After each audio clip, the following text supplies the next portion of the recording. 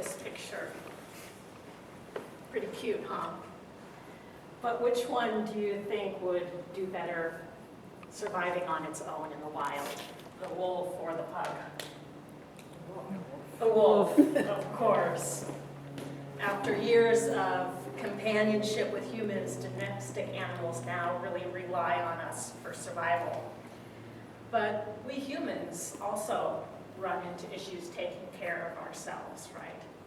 In 2007, 2008, the economy crashed, and this affected the animals that we are charged with taking care of.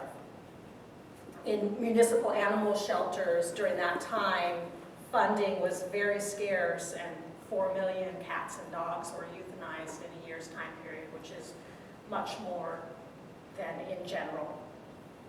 And this was not the original vision of the American Society for Prevention to Cruelty to Animals, or the ASPCA, which was founded in 1866. However, movement away from cruelty to animals towards respect and kindness and acknowledgement that they're sentient beings, that takes time.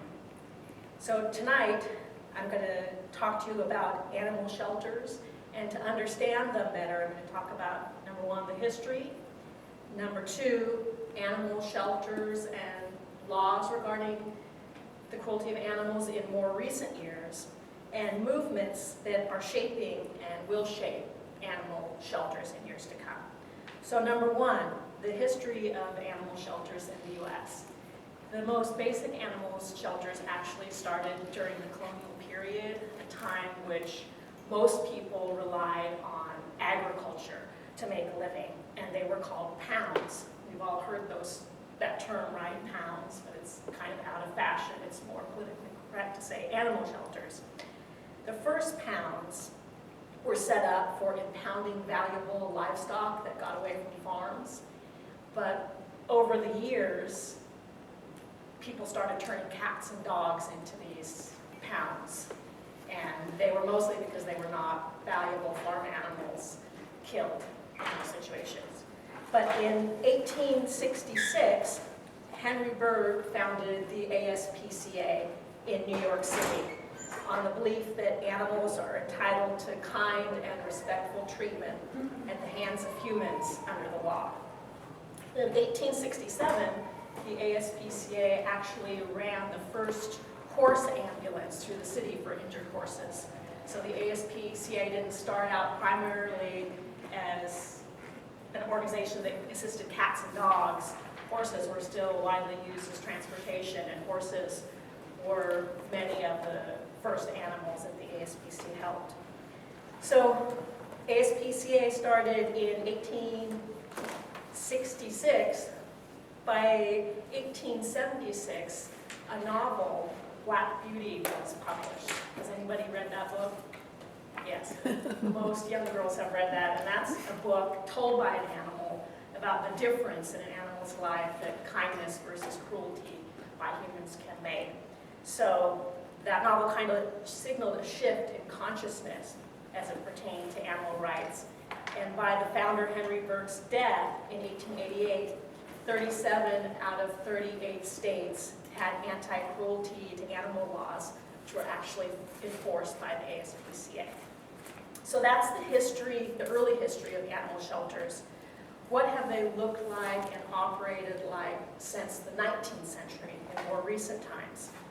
Well, today it's estimated that there are over 5,000 animal shelters in the United States, but it's really only an estimation because, at least for me, kind of surprisingly, there is no federal system of oversight to regulate or operate animal shelters. And according to the National Council on Pet Populations, 1.5 million sheltered animals were euthanized last year in 2018. This is down from 2.6 million in 2011, and like I said, between 2007 and 2008, 4 million. But 1.5 million, even though it's a decrease, that's still a big number. Additional legislation over the years has helped to improve the lots of animals in shelters, according to Wikipedia. The Georgia Animal Protection Act of 1986 was passed into law and establishes minimum standards of care in animal shelters, pet stores, and the like, and it was amended in 1990 to provide standards for humane euthanasia. There are several models for today's shelters. They include, number one, municipal shelters, usually funded by tax dollars and by licensing fees, and usually a division of county and city government. And most municipal shelters have an admit-all policy, so they can experience overcrowding and practice euthanasia. There are also private shelters. These are usually nonprofits, 501c3s. Funds are raised by private donations, and they have limited admissions and usually have a no-kill policy. And they focus, like the municipal animal shelters, on adoption and population control. And the third model is rescue or sanctuary. These may focus on a specific breed and may work with shelters to remove animals on the kill list and provide them with temporary permanent homes. So there have been many changes to animal shelters in the last 25 years, and they continue to evolve. According to veterinary medicine DVM360.com, in 1989, under the leadership of Richard Avanzino of the San Francisco SPCA, a no-kill movement was started, which has influenced shelters across the country. In addition to this movement, a microchip movement is very popular in all animal shelters now, which helps animals and their owners reunite. Animal shelters have moved towards colony housing rather than keeping animals segregated in a single cage. They put them together. That provides more space in the shelter. It's a less stressful environment for animals that can get along well with each other. Behavior evaluation, even training programs have been implemented in animal shelters. So from the early pounds for livestock in colonial times, so you can see from my talk tonight, animal shelters have undergone a big transformation. But do you think the founder of the ASPCA, Henry Berg, would think that it's enough? Probably not. We humans have domesticated animals and made them reliant on our care and receive so much from them in terms of companionship and love. I think the financial crisis of 2008 taught us we must be able to take care of ourselves before we can take care of animals. And Gandhi said the greatness of a nation and its moral progress can be judged by the way its animals are treated.